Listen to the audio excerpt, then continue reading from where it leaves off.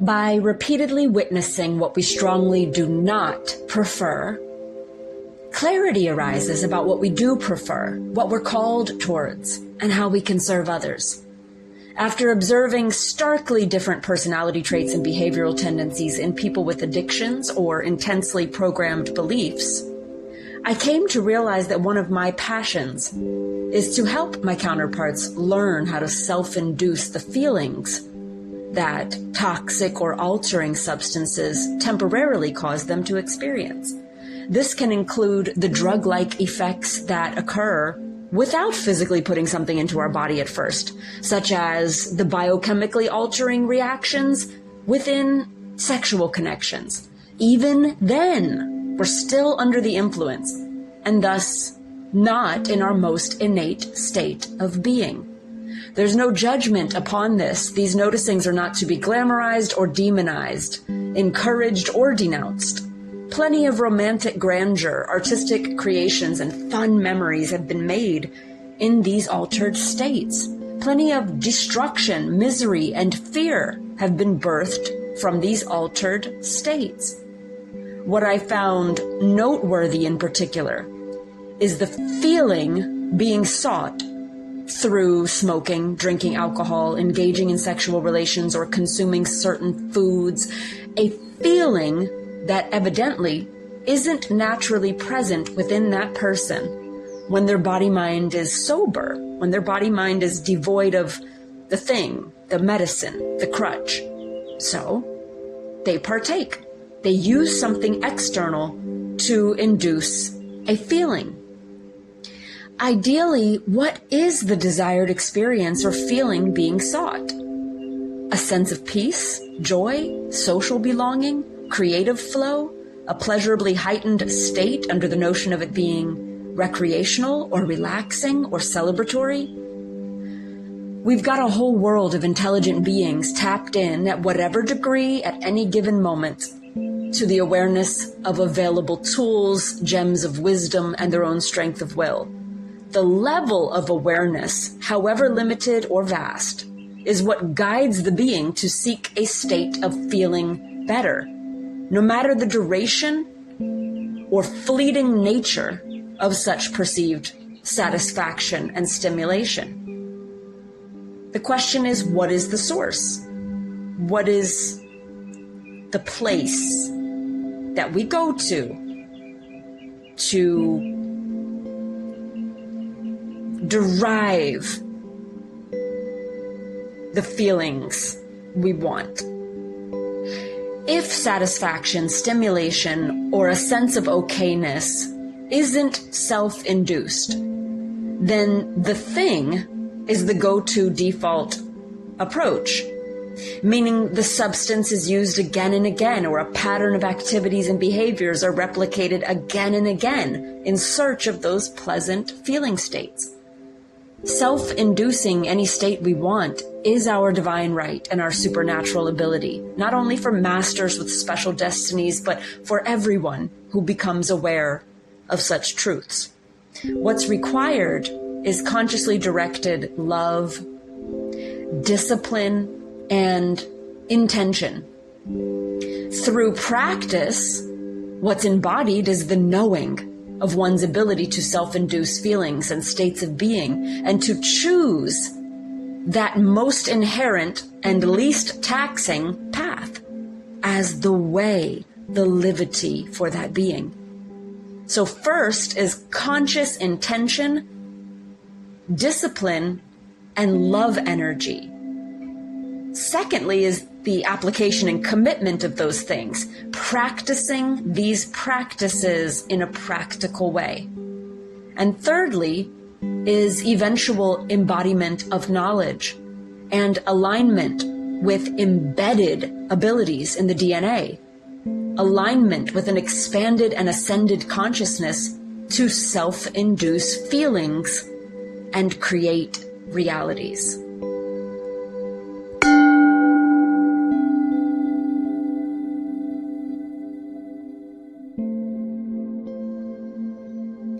Our mentality matters, but we cannot avoid the practical detoxification and purification aspect of this process.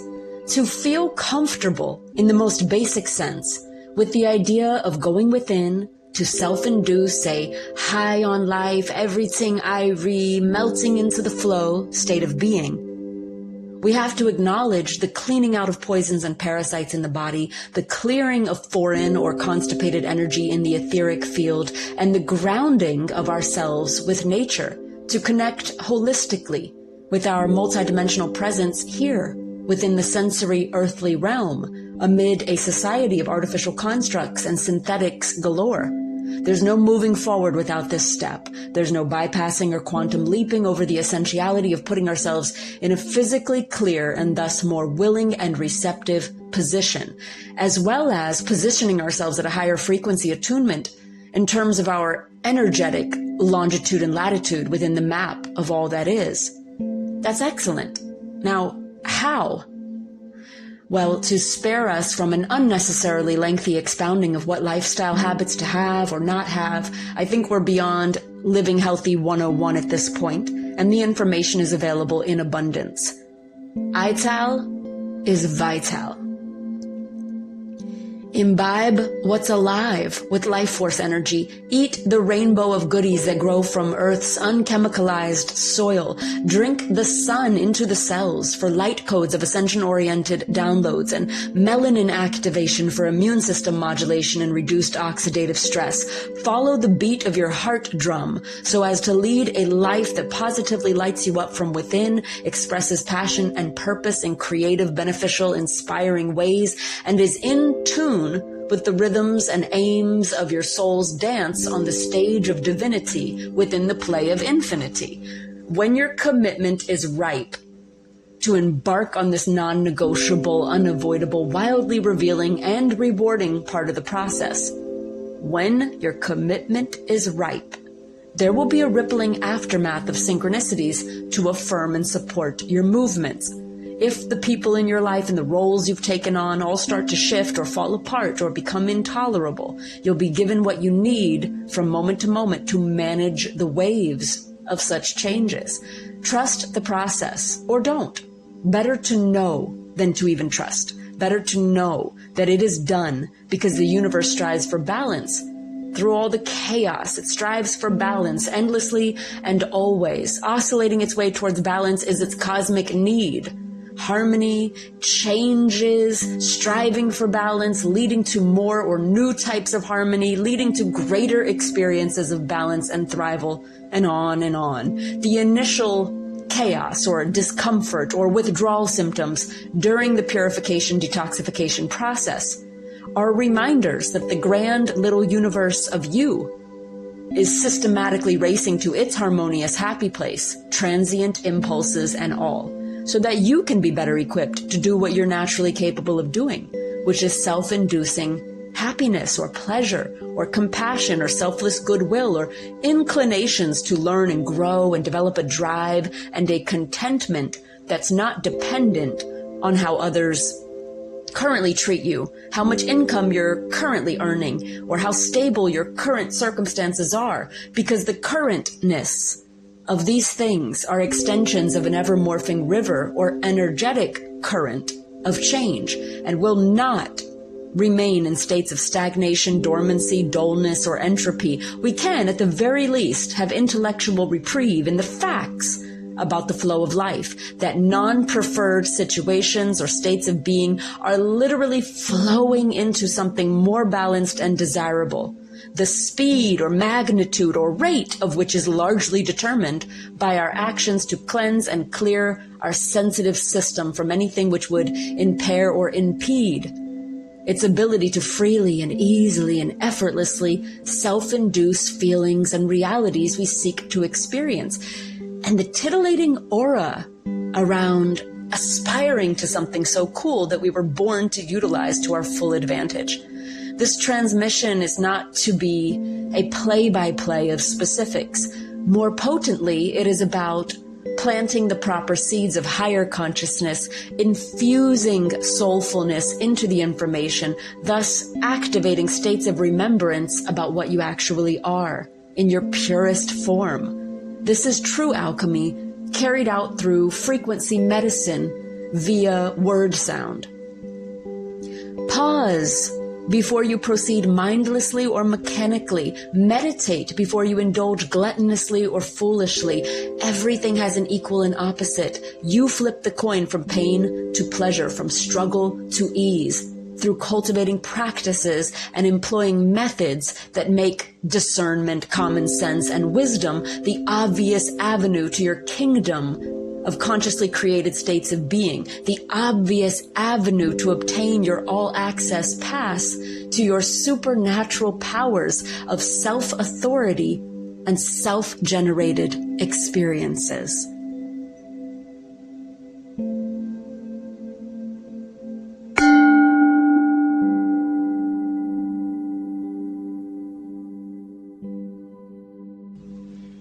It is important to mention that a mass amount of brainwashed or programmed folks operate unconsciously.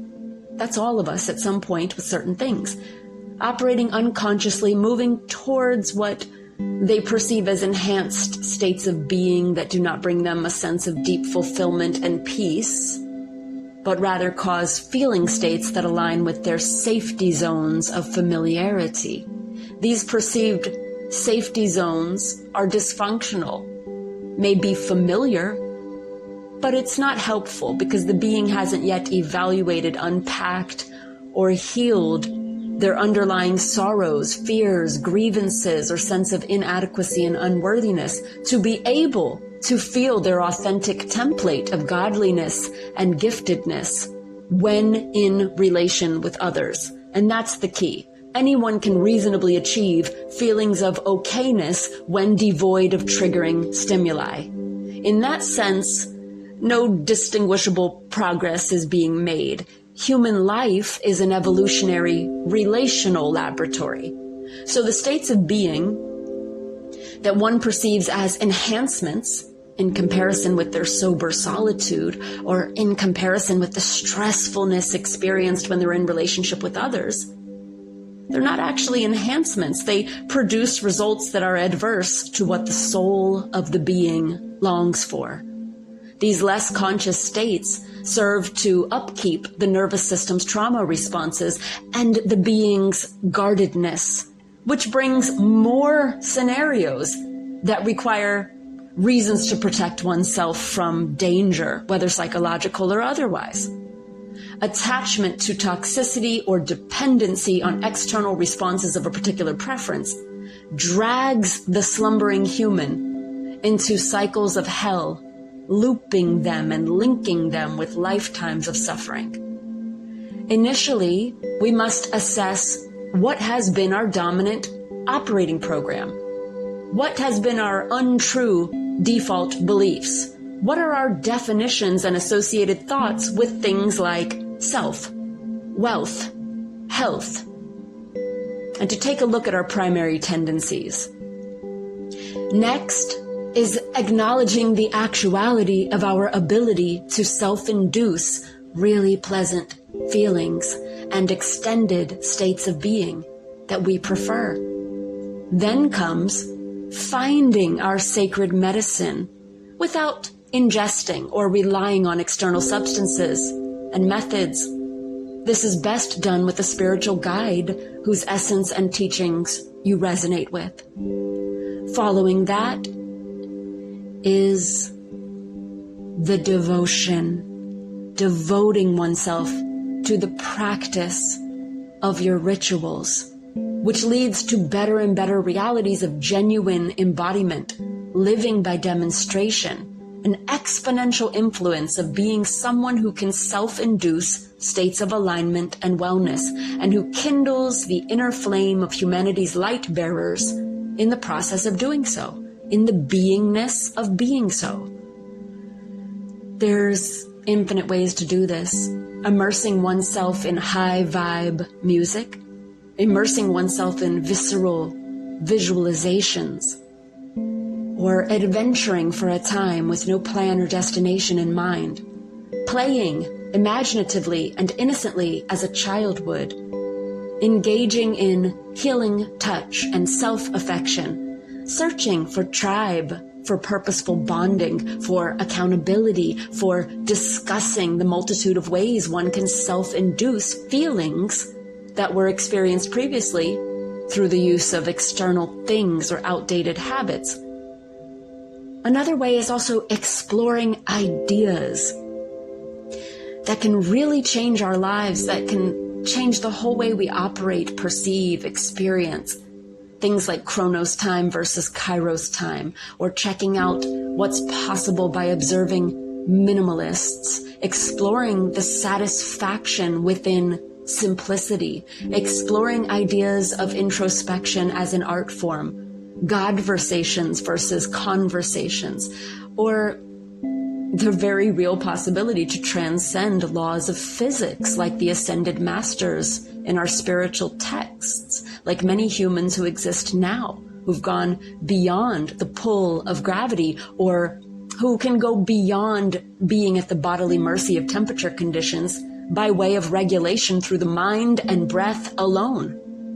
Another way is interviewing strangers, extracting divine PowerPoints and universal principles from every unique story of trial and triumph. There is no end to the holistic ways in which we can become inspired and expanded. There is no end to the holistic mediums we can connect with in learning to self-induce states of being that exalt us into our higher timelines.